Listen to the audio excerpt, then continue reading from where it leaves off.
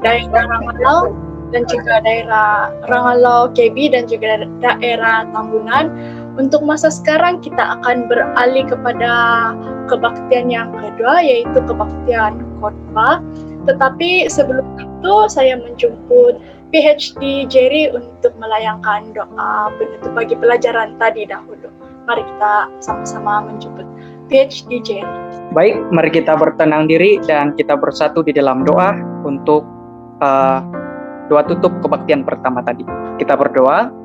Tuhan adalah Bapa di sorga, terpujilah nama Tuhan karena Engkau layak menerima pujian kami. Bapa, sekali lagi kami datang ke hadirat Tuhan dengan kerendahan hati kami. Terlebih dahulu kami memohon keampunan atas dosa pelanggaran yang mana kami lakukan tidak berkenan di hadapan Tuhan, sementara kami dalam perbincangan sekolah Sabat tadi. Tuhan, terima kasih atas pelajaran yang sangat luar biasa yang sudah kami pelajari. Kiranya pelajaran itu menjadi satu langkah untuk kami lebih beriman dan kami mendapat motivasi yang baru untuk menjalankan kehidupan sehari-hari kami, sementara kami menunggu kedatangan Tuhan yang kedua kali. Terus bersama dengan kami di dalam kebaktian yang selanjutnya. Inilah doa kami Tuhan, dalam nama Yesus kami sudah berdoa dan mengucapkan syukur. Amin. Oke, terima kasih PhD Jerry. Sekarang mari kita nyanyikan lagu di dalam LPMI nomor 122. LPMI 122, Aku Ingat Getsemani.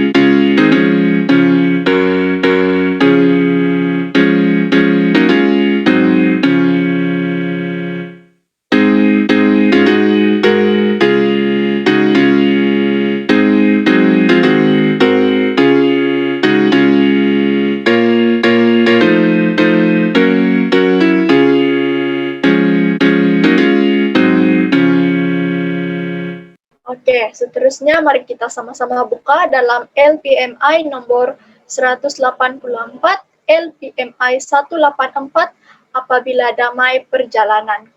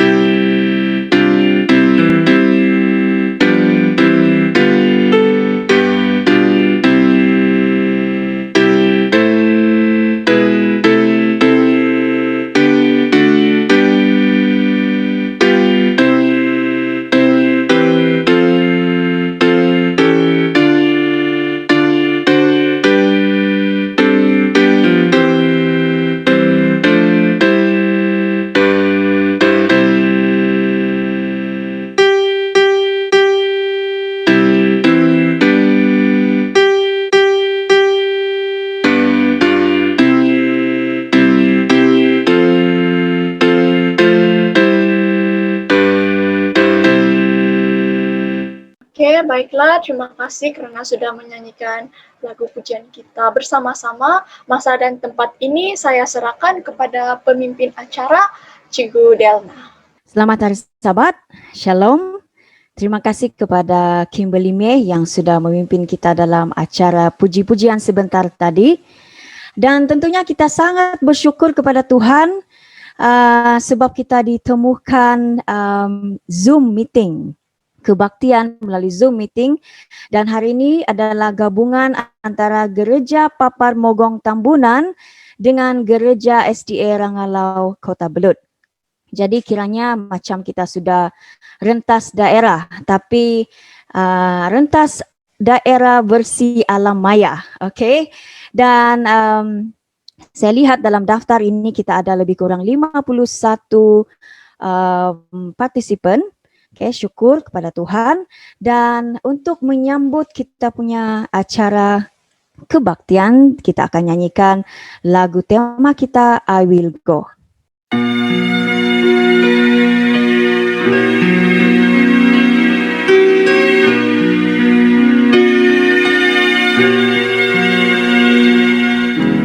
Hear the voice of Jesus calling. My answer is, I will go. I see the need of people crying. My answer is, I will go. I go to serve the message of love. I go to serve the blessed hope. But if I get discouraged, I call to Jesus' help, because I have decided I will go.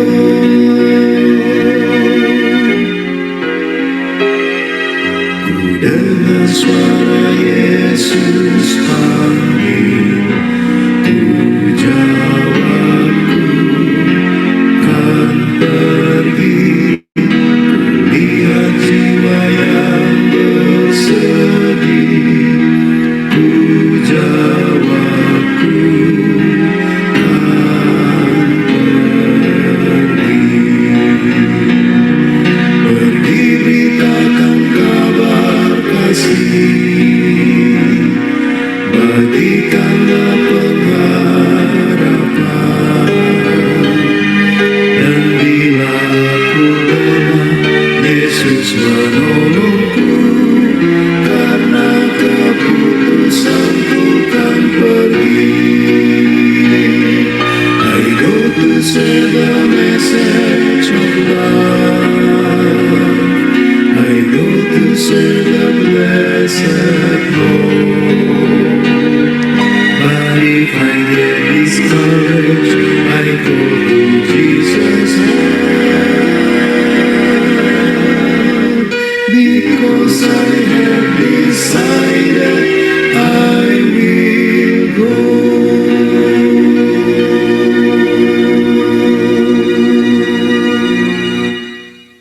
Masa dan tempat ini saya serahkan kepada saudara Jeffrey Dumpin untuk memimpin kita dalam doa pembuka. Oke, mari kita semua berdoa. Bapa di sorga, terima kasih Tuhan di atas segala pimpinan Engkau Tuhan, sehingga saat ini kami dapat berkumpul di ruangan online ini Tuhan, untuk belajar firman-Mu, memuji nama Engkau Allah kami yang kami sembah, pencipta langit dan bumi dan segala isinya. Waktu ini Tuhan, kami sudah masuk ke kebaktian kedua. Bila Tuhan menyertai kami, agar kebaktian kami ini akan berjalan lancar sesuai dengan kehendak-Mu Tuhan. Jauhkan kami daripada gangguan setan, agar kami dapat meneruskan kebaktian kami dengan baik dan sempurna. Dan berkatilah pengkhotbah kami, Pastor Raina, yang akan menyampaikan sebentar lagi renungan untuk kami semua. Terima kasih Tuhan karena mendengar doa ini. Dalam nama Yesus kami berdoa. Amin. Ya, terima kasih kepada saudara Jeffrey Dumpin yang telah memimpin kita dalam doa pembuka sebentar tadi. Baiklah, selamat datang kepada mereka yang baru saja join Zoom meeting, yaitu kebaktian gabungan gereja Tambunan ya. Gereja daerah Tambunan dengan gereja SDA Rangalau Ketabulut. Dan kita akan teruskan acara pada pagi ini dengan pungutan persembahan. William Miller dianggap orang gila ketika dia menempatkan Tuhan yang terutama. Meski begitu, dia tidak pernah menyerah. Apa yang dapat kita pelajari daripada William Miller sekarang yang akan dapat membantu kita menempatkan Tuhan yang terutama dalam kehidupan kita sendiri? Dia adalah orang yang berintegritas yang tidak dapat percaya bahwa Alkitab itu benar. Tetapi setelah peristiwa yang tidak bisa dijelaskan terjadi saat dia berperang, pandangannya tentang dunia menjadi hancur. Dia bertanya kepada dirinya sendiri, jika hukum alam adalah satu-satunya kekuatan yang mungkin bekerja di alam semesta, bagaimana saya tidak mati ketika bom meledak begitu dekat dengan saya? Jadi dia memutuskan untuk memulai menelah kitab suci dengan mendalam. Kembali ke pertaniannya di Whitehall, New York, Miller berkomitmen untuk membaca dan memahami ayat Alkitab satu persatu. Upaya ini memakan waktu 2 tahun, yaitu dari 1816 sehingga ke tahun 1818, di mana dia benar-benar jatuh cinta dengan juru selamatnya, Yesus Kristus. Salah satu penemuan paling signifikan yang ditemukan William Miller selama waktu ini adalah nubuatan tentang 2300, yaitu petang dan pagi, yang ditemukan di dalam Daniel 8 ayat 14. Nubuatan tersebut meramalkan peristiwa penting yang akan terjadi sekitar tahun 1843 atau 1844, dan dia dipaksa untuk membagikan pengetahuan ini kepada sebanyak mungkin orang. Namun, dia bukanlah seorang pengkhotbah dan menolak untuk melakukannya. Saat Roh Kudus terus mencoba agar William mau untuk memberitahu orang lain apa yang telah dia temukan, dia meminta Tuhan untuk meyakinkan dia untuk berpartisipasi dalam panggilan ini. Jika seseorang memintanya untuk membagikan temuan ini, itu akan menjadi tanda antara dia dan Tuhan bahwa dia harus melakukannya. Kurang dari 1 jam kemudian, seorang anggota keluarga tiba di pertanian untuk memintanya membagikan temuannya. Awalnya, Miller merasa begitu kesal kerana Tuhan menuntun dia pada temuan ini dengan tiba-tiba. Tetapi dia adalah type pria yang menepati janjinya. Hari itu, William Miller menempatkan Tuhan yang terutama dan mulai memberitakan perkabaran yang indah bahwa Tuhan tidak meninggalkan dunia dan akan segera melakukan sesuatu yang hebat. Khotbahnya menyebabkan kekecewaan besar pada tanggal 22 Oktober 1844 dan ratusan ribu orang mengharapkan Yesus kembali pada hari itu. Tetapi tidak. Sebaliknya, dia memulai pelayanannya di tempat Maha Kudus, di tempat kudus surgawi. Dari kekecewaan inilah Tuhan memanggil para pioni daripada Gereja Masehi Advent Hari ke-7.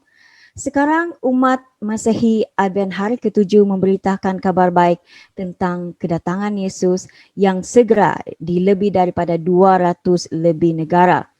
Dan jutaan orang sekarang sangat berharap bahwa pada tekad Miller untuk menempatkan Tuhan yang terutama.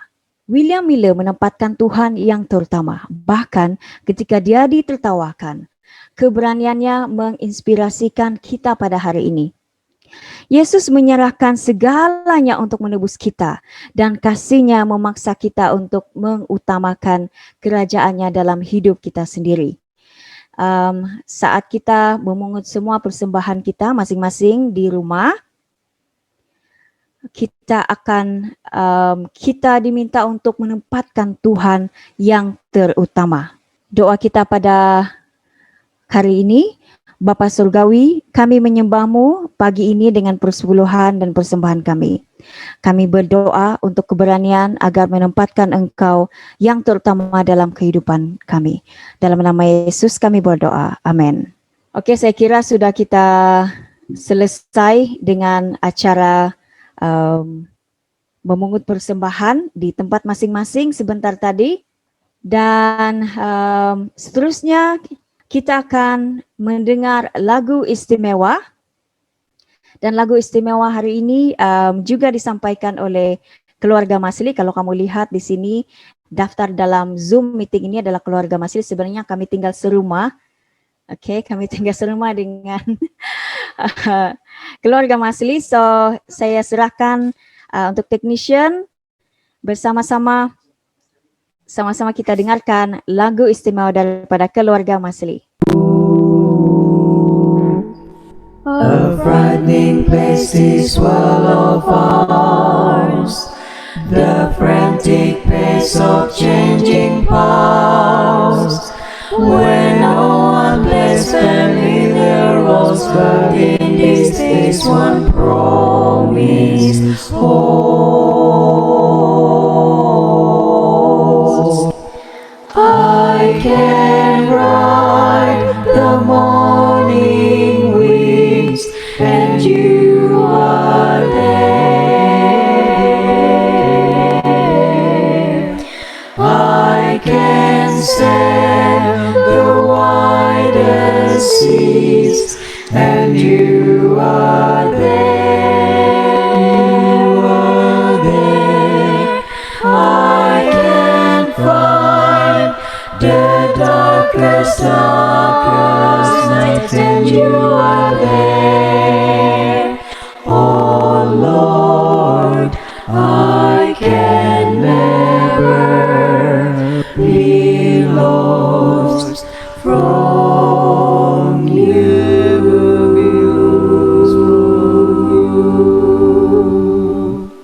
Please search me now and know my heart, then show me how to do my part, to walk the way you let me go. And if I stray, Lord, I still know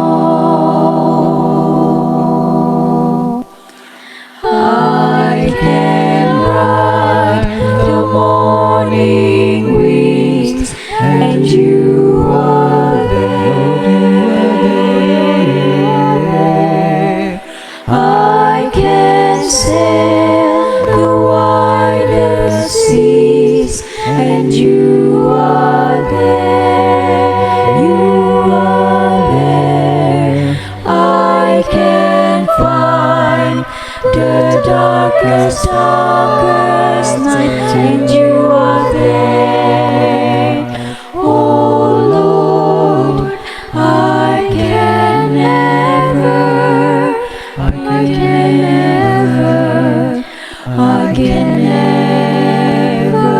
be lost from you.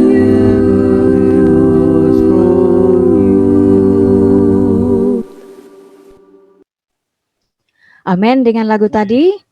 Baiklah, saya kira Puan Jonisa sudah bersedia untuk doa persembahan. Kita berikan masa ini kepada Puan Jonisa.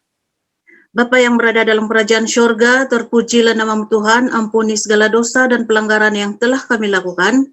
Kami mengucap syukur dan terima kasih Tuhan atas limpah kurnia dan berkat-berkat yang telah Engkau berikan kepada kami satu persatu kami.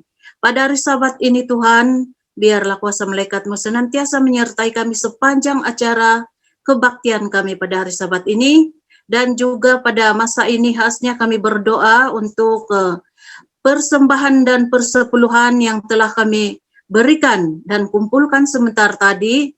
Biarlah Tuhan terus memberkati satu persatu antara kami yang sudah memberi maupun yang tidak sempat memberi pada hari Sabat ini. Biarlah juga persembahan itu Tuhan gunakan untuk pekerjaan Tuhan di seluruh dunia. Terima kasih Tuhan atas segalanya, terima kasih atas limpah berkat yang telah Engkau berikan kepada kami. Dan kami percaya bahwa Tuhan sentiasa mendengar doa kami. Sekarang semua ini kami serahkan di dalam nama Tuhan Yesus yang telah menjadi juru selamat dan penebus dosa kami. Amin. Terima kasih kepada Puan Jonisa yang telah memimpin kita dalam doa persembahan sebentar tadi. Oke, baiklah, kita akan sediakan hati dan juga jiwa kita untuk menerima berkat melalui khotbah yang akan disampaikan oleh Pastor Rainer dari Gereja Tambunan. Silakan. Shalom, selamat hari Sabat kepada semua kita. Puji Tuhan, kita boleh berkumpul di alam maya ini untuk mengikuti kebaktian gabungan hari Sabat ya. Kalau bukan karena COVID ini melanda, sudah tentu mungkin daerah Tambunan lah ya yang akan ke daerah Rangalau. Tetapi inilah suatu kelebihan yang kita ada sekarang. Kita boleh pergi kemana-mana dengan hanya alam maya.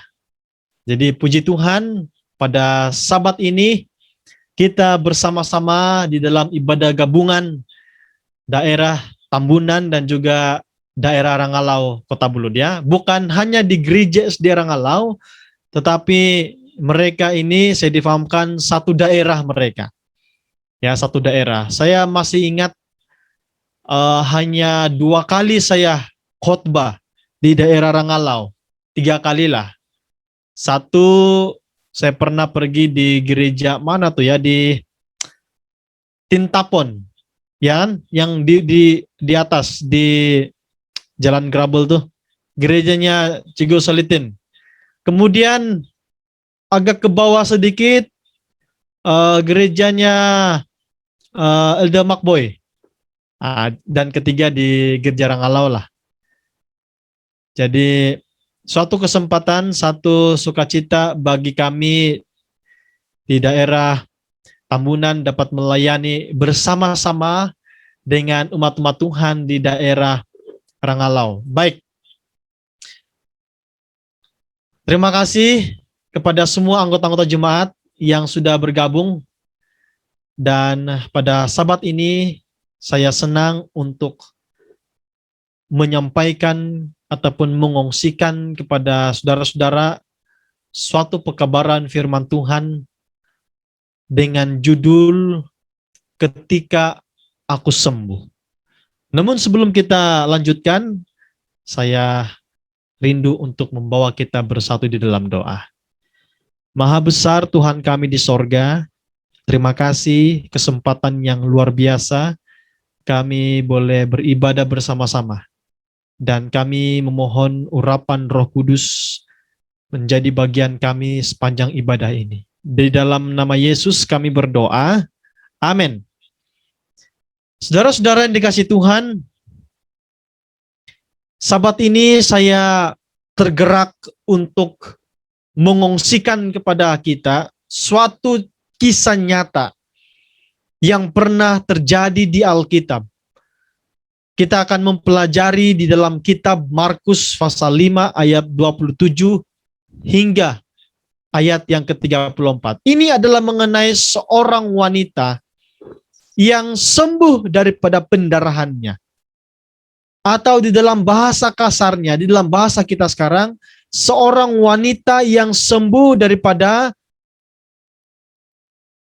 datang haid, ya. Nah, melalui cerita ini kita dapat pastikan bagaimana seseorang itu melalui imannya yang luar biasa dapat kesembuhan. Minggu yang lalu, daerah Tambunan telah mengadakan kumpulan umum. Puji Tuhan, ada 7 jiwa yang telah menerima Yesus sebagai juru selamat. Dan sepanjang minggu doa ataupun kumpulan umum kami punya tema adalah ketika Tuhan menyembuhkan.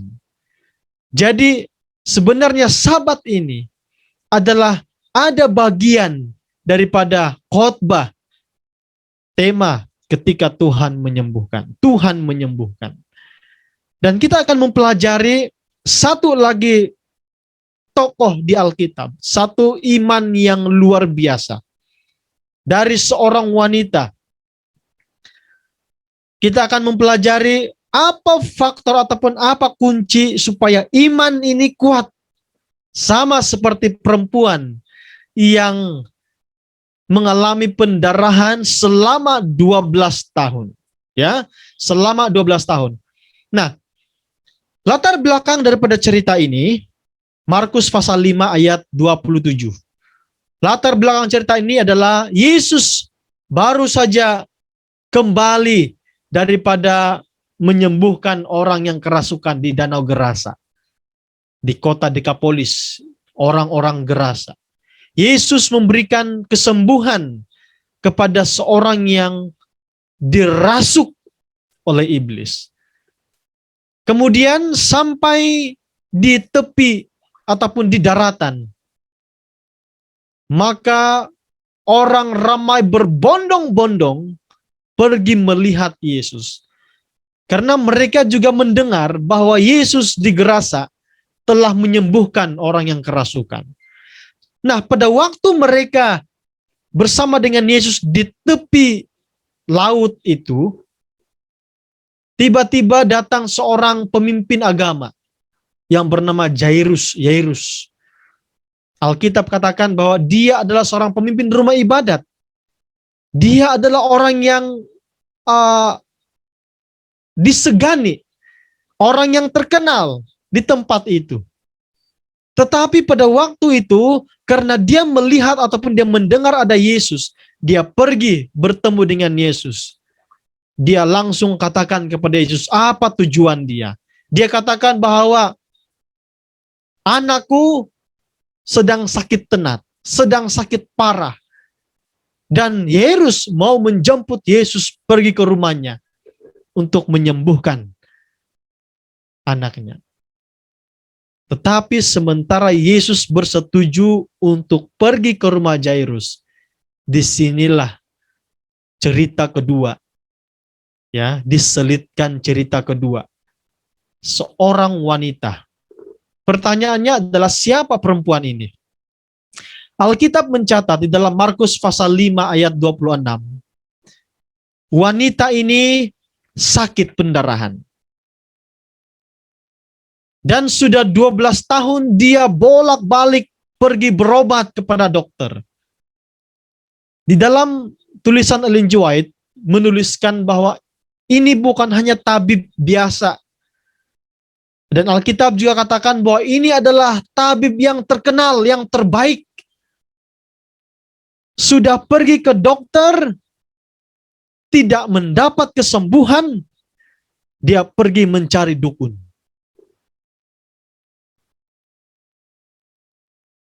Uangnya habis hanya untuk biaya pengobatan. Namun tidak sembuh-sembuh. Ini sudah pasti membuatnya sangat lemah dan putus harapan.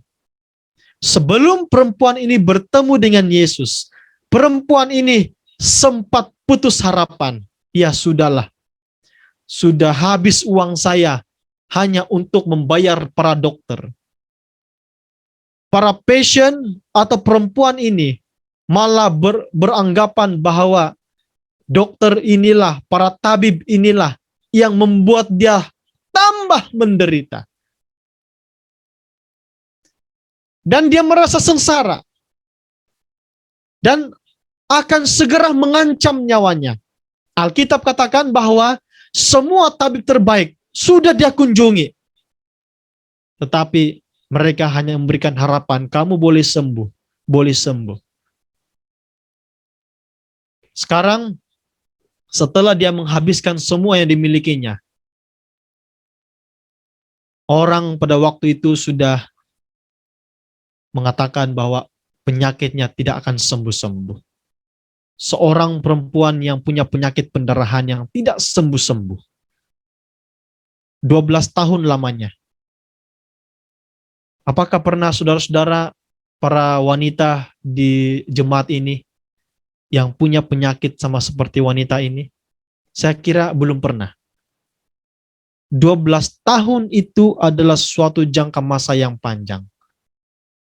Dan perempuan ini tidak hanya sekali, tetapi berulang-ulang kali berusaha untuk mau diobati dengan datang berkunjung kepada para tabib-tabib, para dokter-dokter yang terbaik. Ya, para dokter-dokter pakar. Sehingga kan di dalam pengobatan Yahudi ada 2 cara untuk mengobat penyakit ini. Yang pertama adalah untuk mengobat penyakit ini harus membawa abu dari telur burung unta dalam kain linen di leher seseorang pada waktu panas. Dan pada waktu dingin pula, abu dari telur burung unta itu akan dimasukkan ke dalam kain kapas pada waktu dingin. Dan untuk mendapatkan telur unta ini juga sangat susah. Kemudian, pengobatan Yahudi yang kedua adalah membawa jagung jelai dari kotoran seekor keledai betina putih.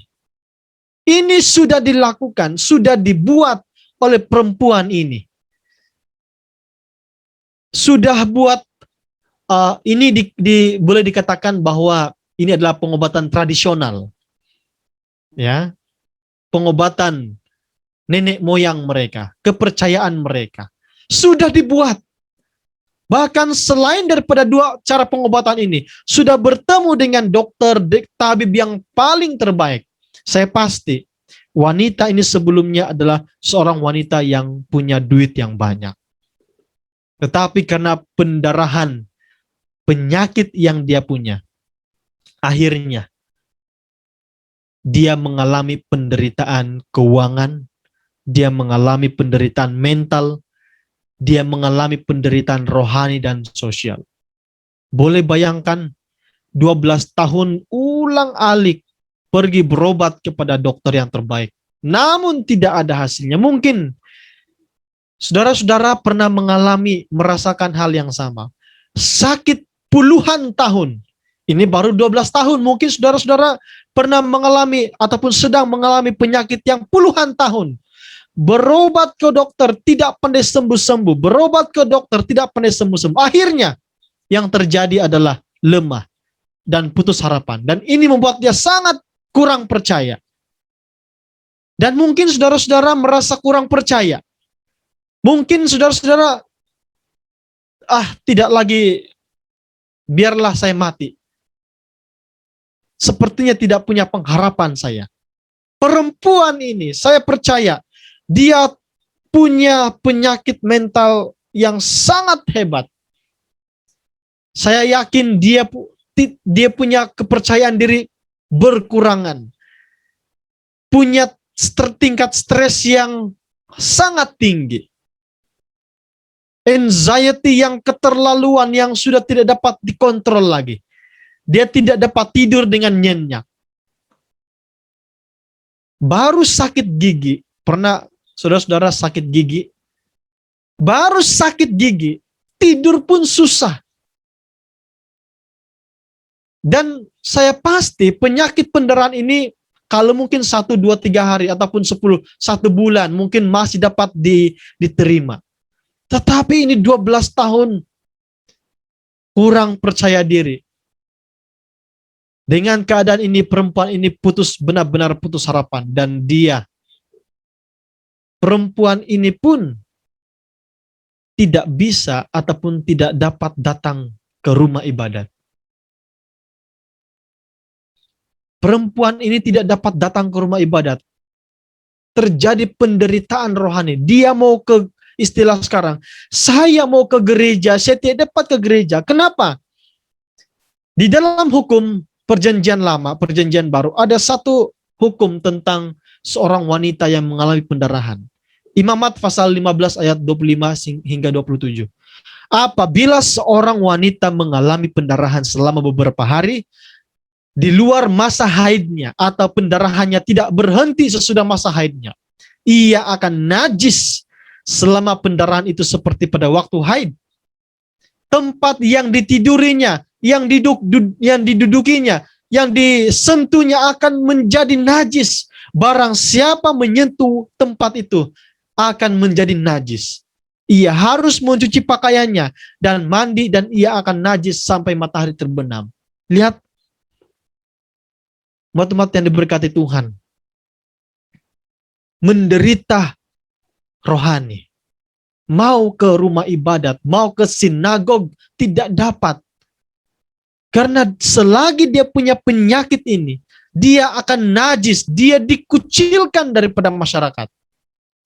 Saudara-saudara yang dikasihi Tuhan, di zaman ini, perempuan berada di kelas masyarakat yang kedua. Tidak penting, ya. Perempuan di zaman ini, apalagi yang sehat, sudah dianggap masyarakat kedua. Ini kan pula yang sudah punya penyakit pendarahan.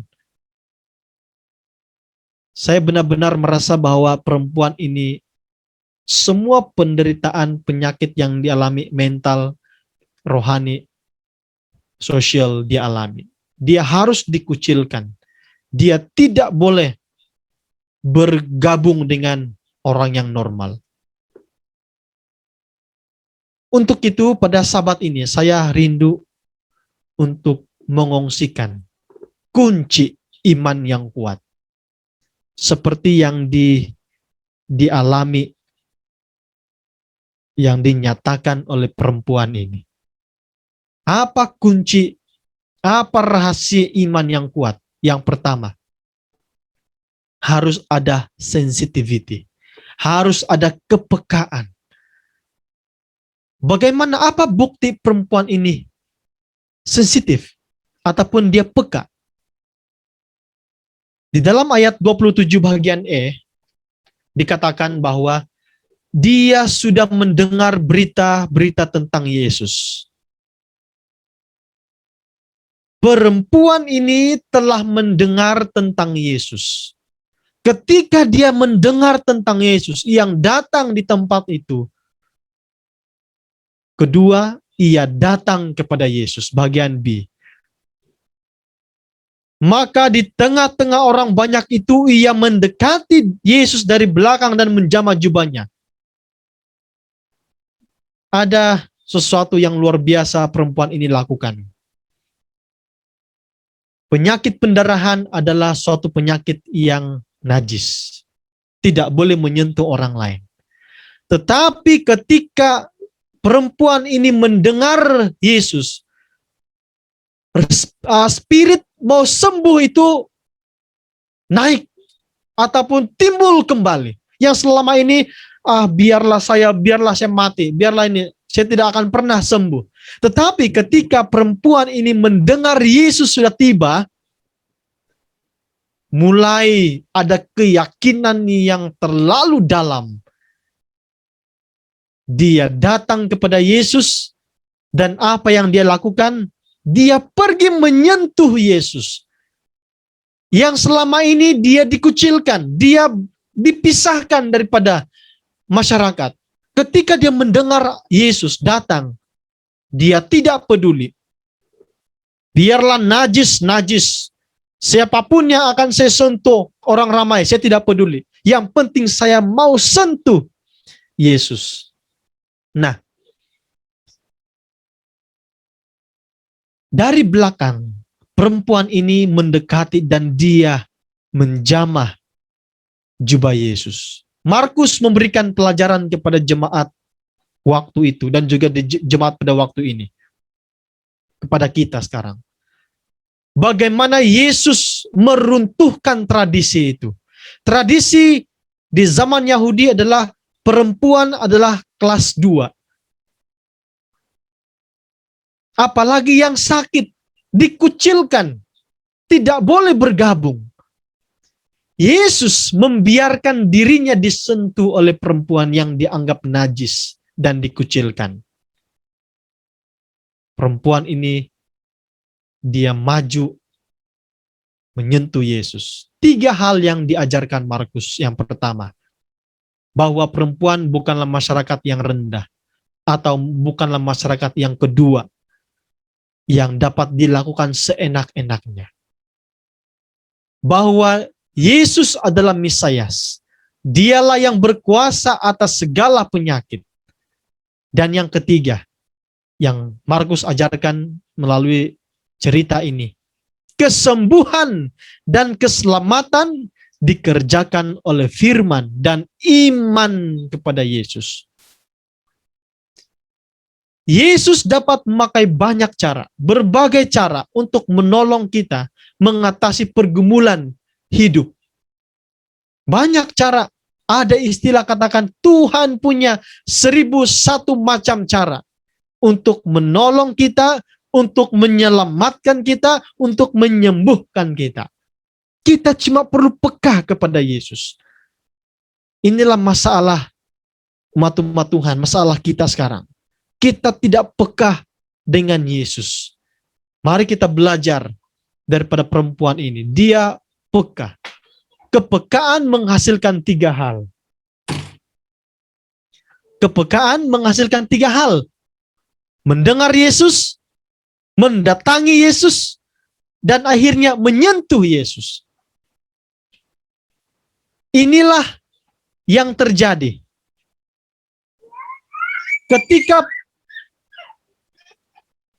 Ketika perempuan ini, dia benar-benar mau sembuh.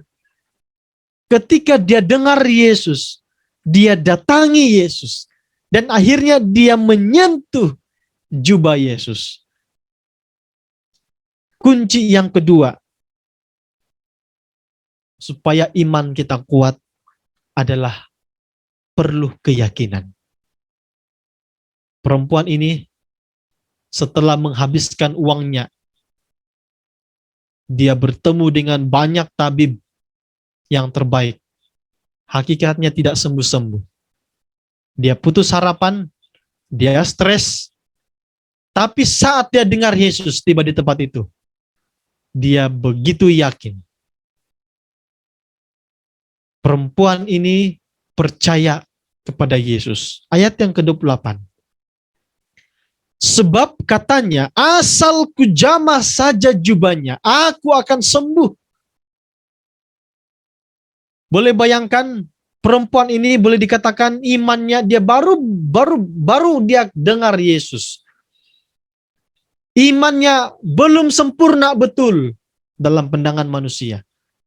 Tapi dia punya keyakinan yang luar biasa. Dia percaya penuh kepada Yesus. Ia disembuhkan dan dia sadari bahwa dirinya sudah sembuh secara sempurna. Seketika itu juga ketika perempuan ini telah menjamah, menyentuh pakaiannya Yesus, berhentilah pendarahannya, keringlah darah yang selama ini keluar terus-terusan. Kering. Dan ia merasa bahwa badannya sudah sembuh dari penyakitnya. Ini adalah kesembuhan yang terjadi di tempat. Bukan kesembuhan yang melalui proses makan obat dulu, kemudian 2 hari, 3 hari, baru ada bagus sedikit, kemudian 1 minggu, 2 minggu baru sembuh total. Tetapi kesembuhan perempuan ini adalah kesembuhan yang benar-benar terjadi di tempat, yang terjadi tepat pada waktunya.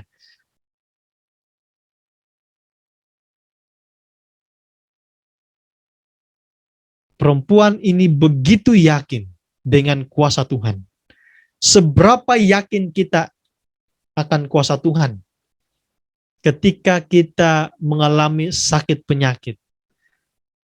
Apakah kita begitu yakin sama seperti perempuan ini?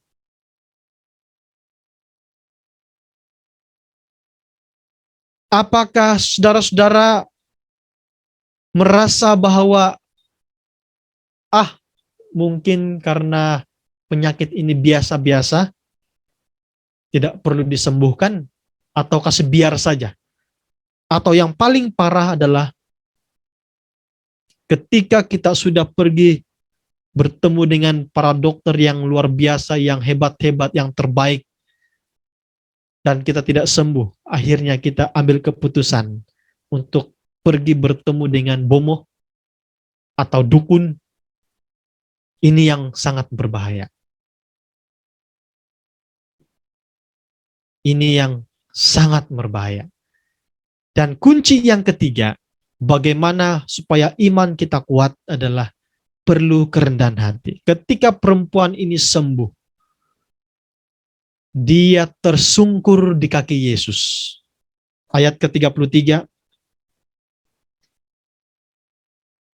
perempuan itu menjadi takut dan gemetar ketika mengetahui apa yang telah terjadi atas dirinya. Tampil dan tersungkur di depan Yesus dan dengan tulus memberitahukan segala sesuatu kepada Yesus. Karena Yesus, ketika perempuan ini menyentuh jubah Yesus, Yesus katakan kepada murid, siapa yang menyentuh saya? Lalu Petrus katakan dengan suatu penghinaan, Yesus, gumu bagiat tulun hitip pasarili nuti. Kenapa kau katakan siapa yang menyentuh saya, sedangkan ramai orang yang sedang mengerumuni engkau? Yesus tidak peduli kata-kata itu. Perempuan ini, dia dikatakan bahwa dia takut, dia gentar, dia gemetar. Apa yang membuatkan dia gemetar? Ketika Yesus katakan, siapa yang menyentuh saya? Dalam pikiran perempuan ini, mungkin Yesus marah. Tetapi sebenarnya Yesus mau supaya perempuan ini mengesahkan bahwa dia sembuh. Perempuan ini mengakui dia telah disembuhkan oleh Tuhan. Ayat ke-33, bagian B. Tampil dan tersungkur di depan Yesus dan dengan tulus memberitahukan kepada Yesus, aku sudah sembuh. Ramai orang sekarang ketika sakit, Tuhan lingasai aku nakamah. Lingasan aku na paham, sotia aku ke media. Lingasan aku na po, manahak ako perpuluhan. Sotia aku ke media manahak perpuluhan. Mengoyo ko na sembayang. Tapi ketika sudah sembuh, dia sudah lupa semua itu. Dia tidak lagi ingat.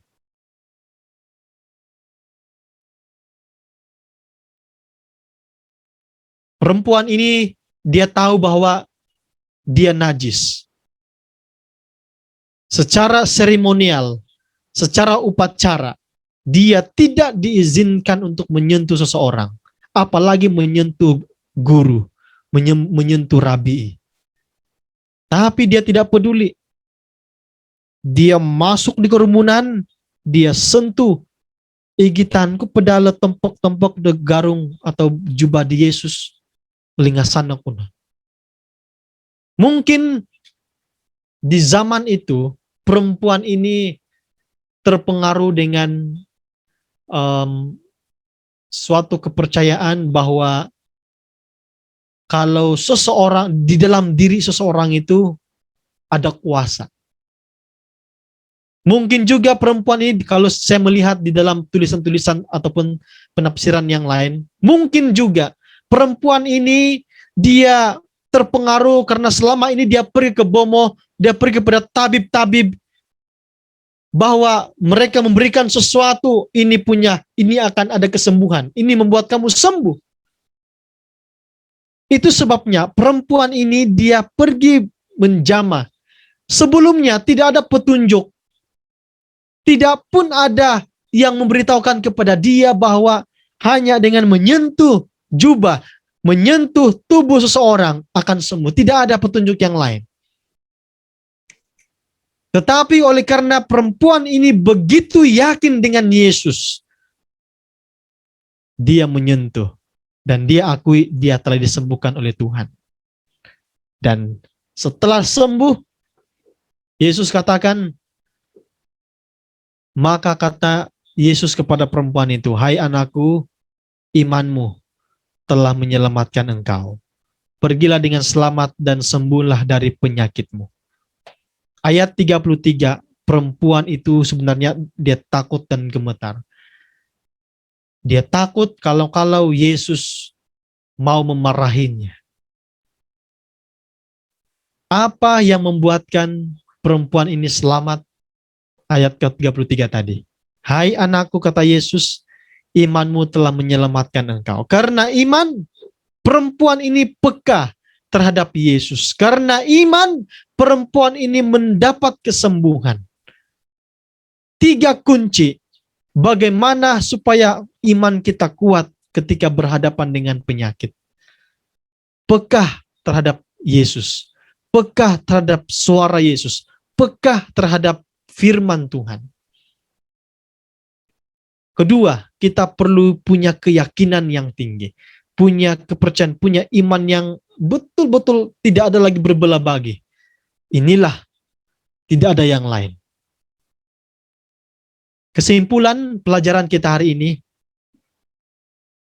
saya kasih beberapa kesimpulan. Yang pertama, berani datang kepada Yesus meski banyak halangan. Kita belajar daripada perempuan ini. Dia dikucilkan, dia dipisahkan daripada masyarakat. Tetapi karena dia mau sembuh, dia tidak peduli. Dia berani datang kepada Yesus. Meskipun halangan yang dia tempuhi adalah orang-orang ramai. Mungkin orang-orang akan membaling batu kepada dia. Mungkin orang ramai akan merejam ataupun memukuli dia. Tetapi dia tidak peduli. Kedua, percayalah bahwa penyakit dosa akan disembuhkan ketika kita datang dan menyempuh jubah keselamatan Yesus. Amin. Penyakit dosa akan disembuhkan. Inilah yang sedang kita usahakan sekarang. Beban yang kita sedang pikul sekarang adalah beban dosa yang harus disembuhkan. Kalau tidak disembuhkan, maka kita akan bersama-sama dengan orang-orang jahat, bersama-sama dengan iblis, dibakar di api neraka. Ketika kita punya penyakit, baik penyakit jasmani maupun rohani, mari kita datang kepada Yesus. Yesus katakan di dalam pelajaran sekolah sahabat kita, bebanku itu ringan, pikulah kuk yang kupasang. Karena itu enak rasanya. Kenapa enak? Karena kita berjalan bersama dengan Yesus. Karena Yesus ada bersama-sama dengan kita. Dan kesimpulan yang terakhir adalah ketika mendapat kesembuhan, akui bahwa itu datang dari Tuhan. Bukan datang daripada kepintaran kita. Bukan datang karena saya tahu obat ini, herba ini adalah yang bikin sembuh. Inilah yang akan dapat menyembuhkan saya. Inilah yang buat saya sembuh. Tidak. Itu semua datang dari Tuhan. Ketika saudara dan saya sembuh, bila mana kita sakit, kita memohon kesembuhan dari Tuhan. Mari kembali kepada Tuhan, bersyukur kepada Tuhan. Praise the Lord, saya sudah sembuh. Saya sudah sembuh. Dan Yesus katakan, imanmu yang telah menyelamatkan kamu. Biarlah pelajaran kita pada sabat ini mengingatkan kita, membuat kita sadar bahwa hanya iman, hanya kepekaan kita, keyakinan penuh kita, kerendahan hati kita yang dapat menyembuhkan kita, baik penyakit secara jasmani maupun penyakit rohani.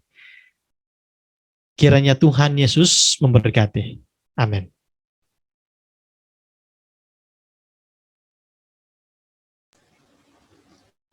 Amin. Dengan pelajaran yang telah disampaikan oleh Pastor Rene sebentar tadi.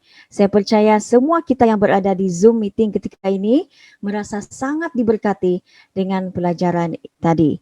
Baiklah, kita akan tutup kebaktian kita pada pagi ini dengan menyanyikan sekali lagi lagu tema I Will Go.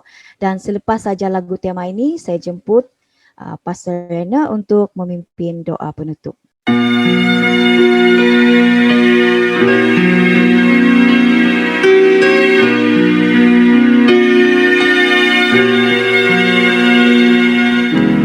Hear the voice of Jesus calling.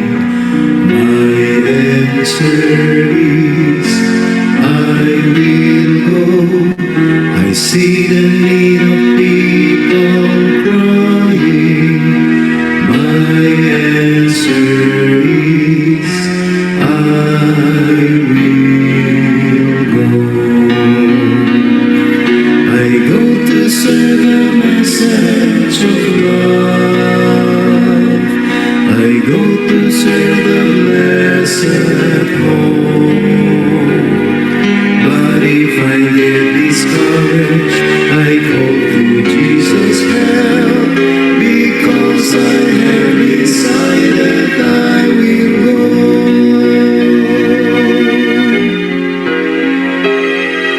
Ku dengar suara Yesus panggil, ku jawab, ku kan pergi. Ku lihat jiwa yang bersedih, ku jawab, ku kan pergi. Pergi beritakan kabar kasih, bagikanlah pengharapan. Dan bila aku lemah, Yesus menolongku, karena keputusanku kan pergi. I go to serve the message of love. I go to serve the blessed Lord. But if I get discouraged, I go to Jesus' hand, because I have decided I will go.